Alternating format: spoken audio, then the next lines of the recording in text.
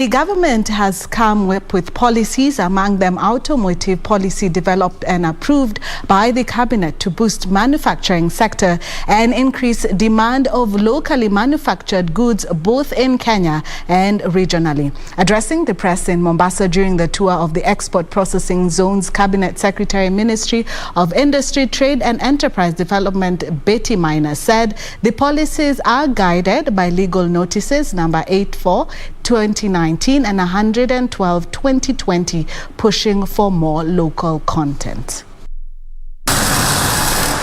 The trade CS has further urged investors to take advantage of the special economic zones to expand their base in Kenya. Speaking during a tour of various export promotion zones in Mombasa, CS Maina said Kenya's journey to industrialization has been boosted by the special economic zones in Nakuru and Mombasa counties. The policy was adopted by Cabinet at the beginning of this year, but different facets of the policy are actually in implementation already.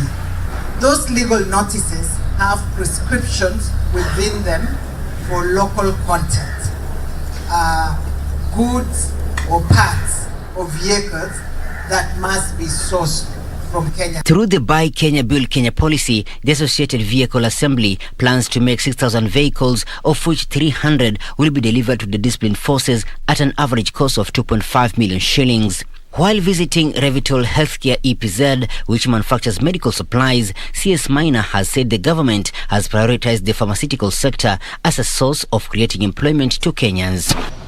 The pharmaceutical sector is one of the sectors that we have prioritized within the manufacturing Big Four agenda. And the reason for doing that is twofold. One, it creates jobs. Today we have seen more than 500 people at work in this one factory. I'm extremely proud of the fact that many of them are girls. For Prime Edition from Mombasa County, I'm Michael Mondiga.